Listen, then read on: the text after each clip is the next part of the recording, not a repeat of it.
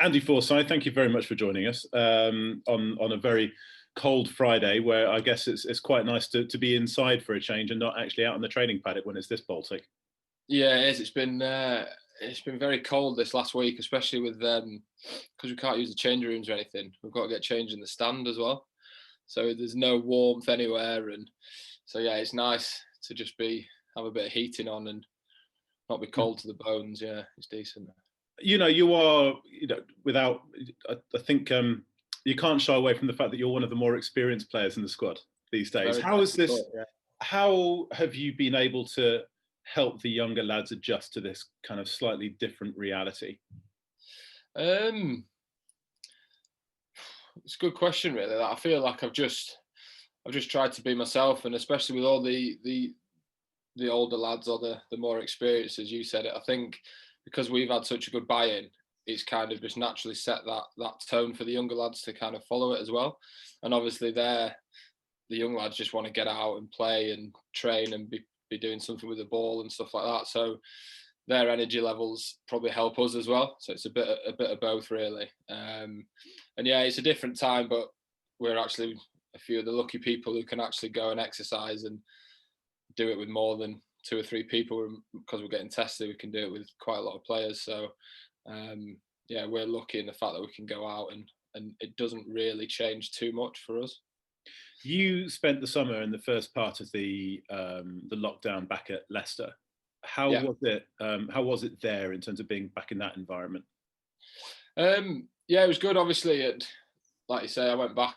I think it was July, so I'd been away for probably like 4 months or something, and wasn't expecting to go. And then just got a phone call saying that they needed some help with numbers and whatnot. So again, it probably came at a really good time for me. We'd been in lockdown for a couple of months, and I was kind of itching to get back a little bit, so that gave me an avenue to get back training, and I just saw it as a way of kind of getting more experience. Obviously, Steve Borthwick was there, who's been at the top level coaching wise, so get as much advice and help off him as we could, and then hopefully be able to bring that back to Coventry. And I could get back in good condition, and the lockdown didn't take too much out of my body. So yeah, it was really good to go back, and I think picked up some things which hopefully I'm passing on or can pass on in the next few weeks before the games start at Coventry.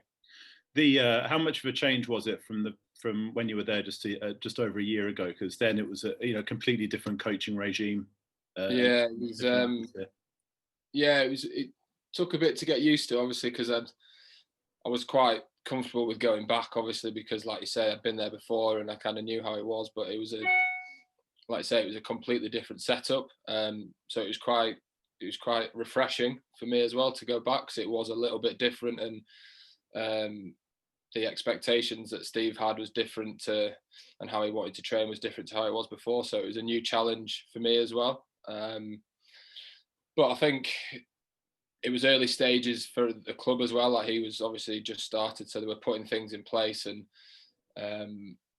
it's working really well for them now. They're doing really well. So it was nice to be kind of at the start of that, and the building for that for them as well, because I've spent quite a lot of time there in my career over the last 10, 12 years. So it was nice to see that they're getting out of it what they put in at the start and things like that. With Anton having left the club, it seems that there's a bit more of a collegiate approach by necessity, because obviously the attack coach has gone, but you're hinting at yourself in terms of coming back and passing on some stuff back to the younger lads. And then you've got Tony Fenner, who's been working with Ross as well, and Ross, in terms of the approach that you guys are taking this year, is it noticeably different to last year?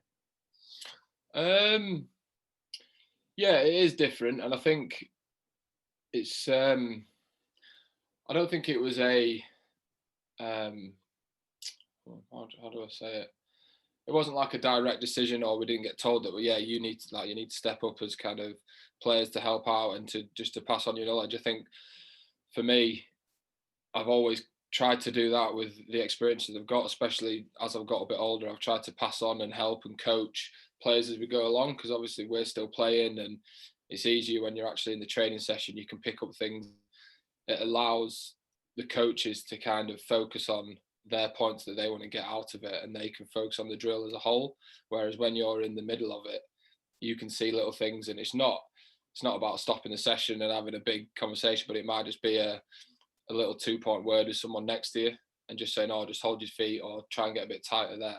And it's those little things that it's difficult for a coach to see because they've got to see the whole picture. Whereas when you're, like I've said, when you're in the middle of it, you can kind of pick the fine details straight away rather than having to watch it back on a video. So I think because there is that differential between, we've got some older experienced players and we've got some younger, less experienced, it's kind of I feel like it's been a natural thing where we've tried to help out as much as we can, because it's the only way we're going to progress as a whole squad is if everyone is on the same page and we're helping each other out. And like I say, it's great that the younger lads are bringing all that energy for us, and then hopefully we can fine tune with a bit of knowledge and help them develop into really good players for Coventry in the future.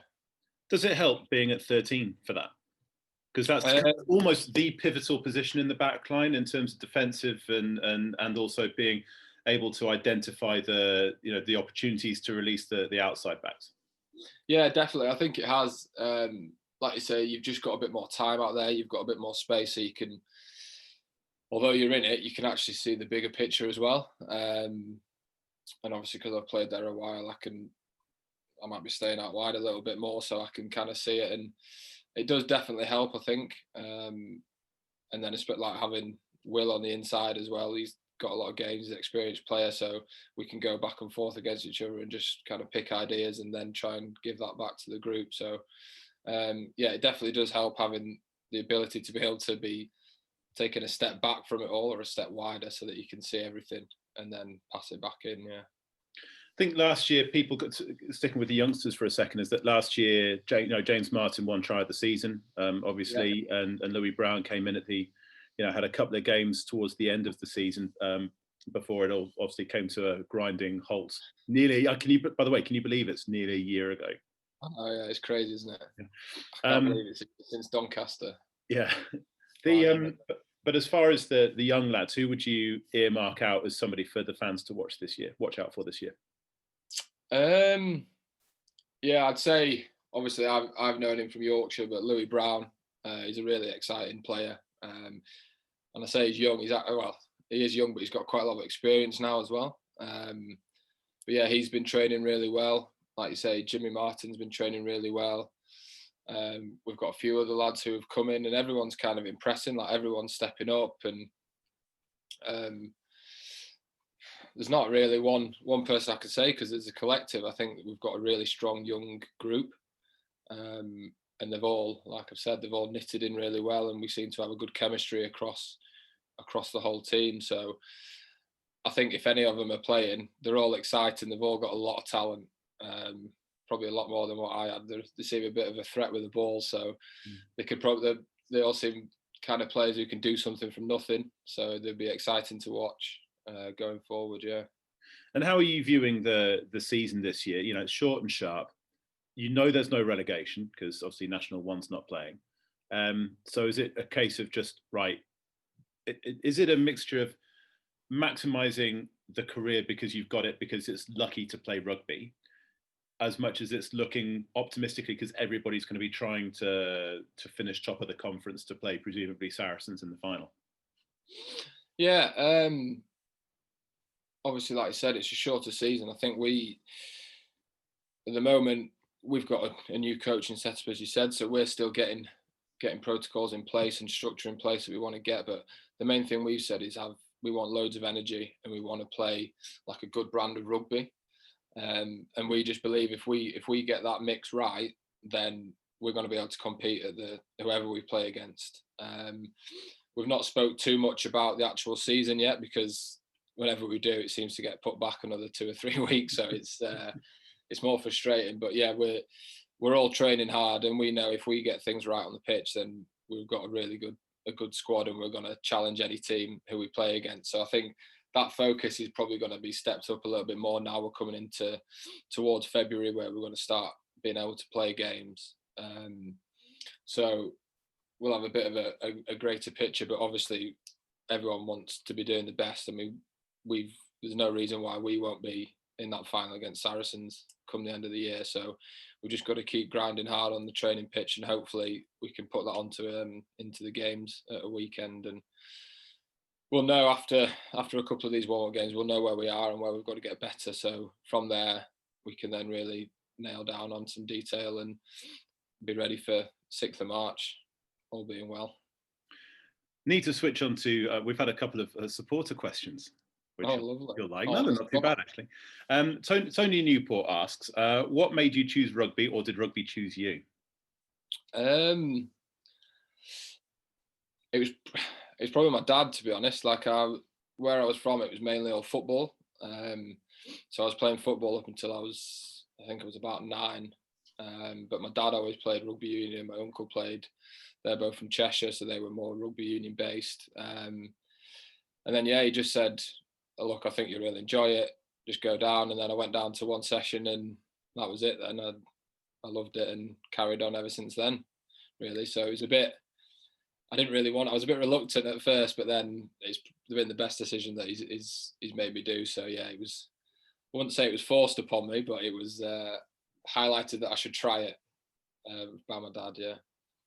And Paul Sweetman asks, when you're hurtling towards the try line and it's 1-on-1, who would you least like to look up and see? I imagine that's who would you least like to tackle you? It's a very good question. I think in his prime, Dave Halifanua would be not a very nice sight to look up to, but it's got to be one of the Islanders. I think they're so physical in the tackle, and I think obviously I've been caught by a few of them before, and it takes you a few seconds to get back up. So I can't pinpoint one person, but just an Islander probably, I'd say. Yeah, and they'll smack you, but then help you up and give you a big grin as they run. Yeah, and then they're your best mate after. Yeah, it's lovely. It is really good. And also, so this is the something that we brought in just to keep things a little bit fresh, rather than just chatting rugby. So it's the random question, the random question chooser. When I say random, you choose the number and I tell you the question. You just have no idea what it is. So you've got between 1 and 16. Choose a number. We're going to have to go 13, aren't we? 13. What's your favourite smell?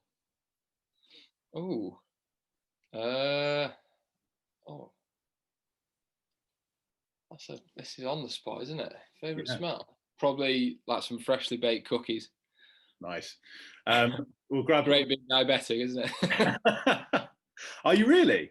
Yeah, type 1 diabetic. Yeah, so I probably shouldn't have said that. No, you can smell it's the smell of. It's like a vegetarian who still likes the smell of bacon. Yeah, I mean, I do have them. I do have cookies, so yeah, the smell just entices me a little bit more. Right. Apart from 13, then another one between 1 and 16. 9. 9. What is the worst trait you see in other people, or what infuriates you about other people? Or in other people. Selfishness, I'd say. I just think with everything that's going on, if we're all a bit more selfless, then we could have, potentially have a better grasp on things. And I just think you've got to do things for other people, because in turn it comes back to yourself. So I'd like to think that I'd like to put other people before myself in general. So I think if everyone was like that, then the world could be a nicer place. And just one more. Number 1. Number 1. What's the best sandwich in the world? Bacon. With sauce? Red sauce, brown sauce, no sauce at all? Just butter for me. Just butter. Crusty bread. And an egg. And a runny egg. So bacon and a runny egg with loads of butter in a crusty roll, or in a roll, or crusty bread? No, in bread. Yeah. Maybe a seeded bread. Nice. So if anybody's out there and sees, you need to check out the new cafe over the road. Yes. Well, if they want to drop any off at Butts Park at any time, then that'd be lovely.